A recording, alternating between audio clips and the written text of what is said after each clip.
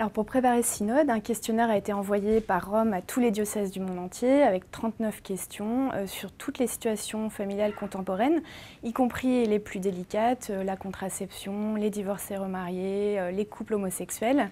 Et c'était une démarche radicalement nouvelle, très originale. Alors en 1980, il y avait déjà eu un questionnaire lancé par la France, mais pas à l'échelle universelle. Et là, c'est vraiment la patte du pape François, ce patron qui consulte large, qui a voulu prendre le pouls des familles catholiques du monde entier, non pas comme un sondage, mais vraiment pour entendre leurs réflexions, pour aider les pères synodaux à réfléchir sur le modèle familial.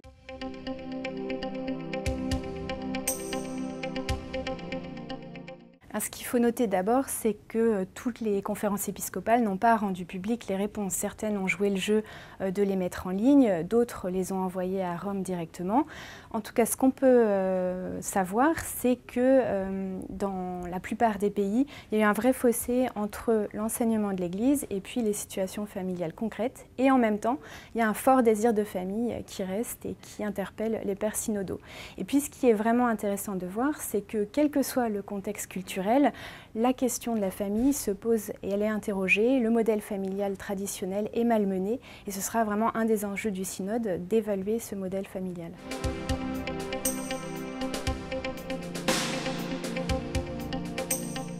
C'est vrai qu'en Europe, on pense essentiellement à la question des divorcés remariés. Or, en fait, on voit que selon les continents, les préoccupations des familles sont très différentes. En Afrique, ça va être la question du contexte interreligieux, quand dans des familles on vit ensemble, catholiques, musulmans, ou la question de la polygamie pour des familles converties au catholicisme.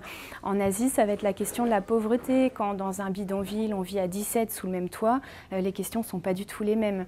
Et puis, même en Europe, on voit qu'en Irlande, par exemple, la question de la transmission de la foi et des valeurs est centrale dans un pays qui était anciennement très catholique et aujourd'hui qui est gagné lui aussi par la sécularisation, là où les familles n'ont plus les mots en fait, pour transmettre de la même manière la foi à leurs enfants.